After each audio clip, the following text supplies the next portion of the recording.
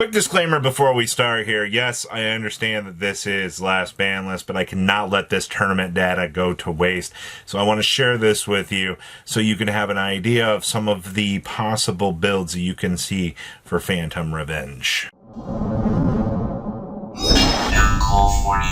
Make sure you guys smash the ever-living crap out of that subscribe button so you guys don't miss out more Oz content. So is Phantom Revenge actually going to shake things up? Well, I'll have the rest of your top 32 later this evening. This is going to be basically looking at your top 16 and getting you a little bit of an idea of, how this meta is possibly shaping up with what we've been given here. Now, we have 4 Yummy decks, but also there are 2 Yummy Mitsurugi decks in this top, because, well, technically, if you want to be honest, there's 6 Yummy variants. We just kind of have to split those apart a little bit to look at consistency, basically.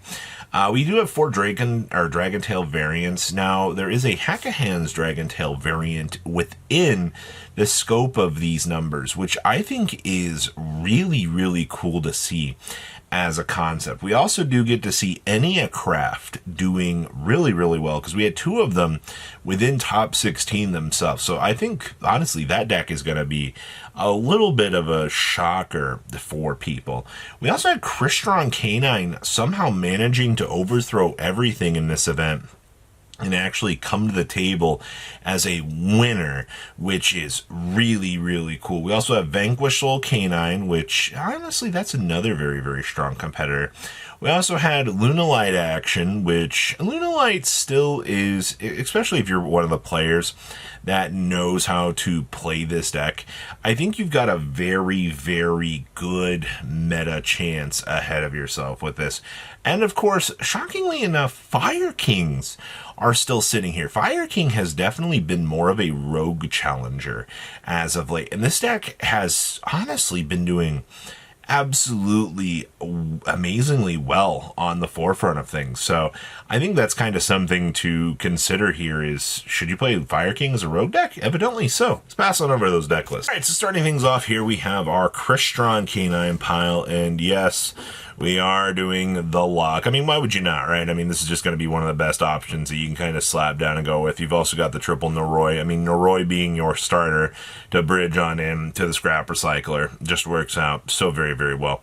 You've also got full droplets ahead because doing negations is superb. All right, like this is the kind of stuff that you love to see. Also, shout out to the Clockwork Knight being a good side deck option. Next up here, boy, our Yummy Mitsu deck. Going with 1/1 on these, no Futsu in this pile, and of course we're just using a Saji to kind of be our bridge piece, side decking the extra Mulcharmies if need be. We have Attack Talents and the Thrust as well to get the job done. Looking pretty decent here, actually. Got to give a shout out to actually seeing the 1-of Anti-Spell Fragrance down here in the side deck, man. You actually get this, you're going to feel like an absolute Chad. Ooh, we have more Yummy Mitsurugi. I know, right? It's pretty crazy to see like the differences in these lists, where one build is choosing to actually explore the Futsu, where another build is just like, nah, man, cut this garbage out. We also do get to see the double Cyclones doing their job here, because who doesn't love ripping apart things from the opponent? I also do get to see we have the Great Purification up and running on the back burner, which is actually not too bad. You also get to see the Gravity Controller coming in to link this out and get free value.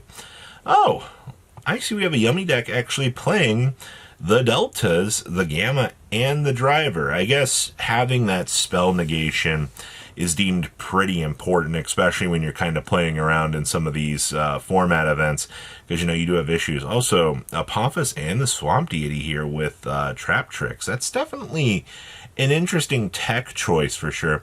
We're also playing the Pyrays maps to ensure that, we can get to that searchability and go. Ooh, we have Dragon Tail for you. Going with the 2 copies of Pam and 2 of Gurla, which I think has been a little bit normal. If you really want to shift around, I've seen the options go for both, honestly. And of course, we are playing the Branded Fusion in here. Able to slam this down on the table, get to your big, big guys, which, going through the Albion is pretty solid for this deck. We're also side decking some Fenrirs down here, which is very, very techy, honestly, for this list. I kind of graciously appreciate that. Okay. All right, we've got more Yummy Mitsu for you. See, going with the 3-1 action here, the 1 Saji. So, I mean, once again, it depends on, do you want the extra fat in the deck, yes or no? If it does end up that you want the extra little pieces, you know, it can work out for you. You've also got the triple droplet dedicated into the deck, which I think is good. You've also got the Great Purification up and running in the side deck. If you're not seeing the Great Purification in the side deck, I really feel like you're doing something completely wrong. Next up here, we have the Sulfachord variant of Yummy. This deck is very, very scary, man. I have been ruined by this a good couple of times, because when this deck actually goes, it ends up being a pain in the butt, especially when you get the Link 3 established. Ugh. I also do see that this build is playing the Gorgon of Ziphathonia as well. So, I mean, yes, I think the Yummy variant is a very scary, real thing. And then the last of our top 8 brings us into Vanquish Soul territory here, where, of course, I mean, obviously doing the Holy Sues, you've got the triple Noroi, doing exactly what you expect to see. Also do see good old Phantasme being an extension option to slam down on the table and kind of, you know, get the bodies going. It's always going to be something that this deck's going to do. And of course, we are dedicating a slot down here to the Saruja, just because that's exactly what you expect to see. So not too bad. All right, this is our Heka Hands Draco Tail pile, where, I mean, all of these ratios on this, I think, are pretty good. You know, all you've got to do is get to the double counter trap, and your opponent's just going to have one of the worst times that they could possibly have against you. You also do side deck the Shaddoll package in here, especially for when you're going second. For as many games as I watched this Duelist actually having the Shaddoll stuff up and running, it was pretty broken to see. Yes, our Lunalight Challenger. Unfortunately, got bumped into top 16, but that's fine. You also do see we do have access to the heavy polys down in the side deck. These are not worth main decking at this point. It's very unfortunate, because I want to be like you. I want to be more positive on the heavy poly side of things, but it just isn't really worth it. I see we are also playing the Impulses down here as well for those full control options. Okay, not bad. I feel like this is pretty normal. Also, no Gamma, not even needed. All right, we've got Dragon Tail. We're actually main decking 2 Meowls here, which I think that's kind of interesting. The fact that this Duelist actually considered Meowls a real card for this deck, I think, is pretty solid, honestly. You've also got the extra one down here in the side deck if you need it. You do, once again, see Sting being a side deck card here to kind of bring in and be able to, or a main deck card and help you out. Okay. Yummy with a Nemesis Corridor? This is an interesting tech choice. I guess this is just an option to make Colossus. I mean, what, you get to slap one extra card into the deck. You know, you see the Nemesis Corridor, you're like, all right, cool, I got a walking, talking Floodgate against the opponent. You know, realistically, what are you supposed to do with this? Oh, wait, the opponent's not supposed to do anything. This is just one more inconveniencing thing for the opponent to deal with. I also see we've got the Fairy Life Dragon down here as well. Cute. All right, we've got Eniacraft finally. We're actually playing the Ghost Sister and Spooky Dogwoods in here. This is kind of an interesting tech choice. It also helps you not, like, die super fast. But, I mean, you've only got 2 scales that you need to get established, and then, you know, you can start the general burn process. But if your opponent wants to play a game of giving you 100 quadrillion life points, then I feel like a deck like this is just going to get its bearings going. Also, side decking the Gordian Slicer to convert their extra deck into actual cleanup is good. Next up here, we have more Eniacraft. Slightly interesting ratios on the numbers here. Also playing the Book of Eclipses, which, by the way, this card was very broken to watch C play. I also do see that we've got the punishments in here as well. Punishment, I'm a little bit coin flippy on. It does feel like a brick sometimes, but I understand why you would want to be bringing this in and actually having it work for you. Ooh, we have our Dino Rars. Okay, so once again, we do get to see Megalo being a broken card in this deck.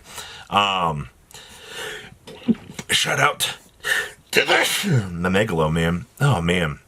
Also, hello, Oviraptor and Doggeron as side deck options. Not too bad. We've also got the double Direct Meteor and the double Astera, which I think has been pretty normal at this point. Like, just having these on the board wipes is very, very nice. And then our last list here is just going to be more Draco Tail. We are playing the one Fallen of Albaz to go into the 2 Brand Diffusions, which at this point in time, this has been more normal. We've also got the triple Pan with the 1 Urgorla. So once again, I mean, you've got all of your standard options that this deck is going to be bringing to you, you know? And I think that's honestly kind of fine to be looking at. We're also side decking Super Polys here too, which just to rip apart. Yeah, this looks pretty good, but don't worry, we'll have the rest of your top 32 later on today. So please comment down below, tell me what you guys think, and I'll see your beautiful faces back here later in the day, guys. Patrons, thank you.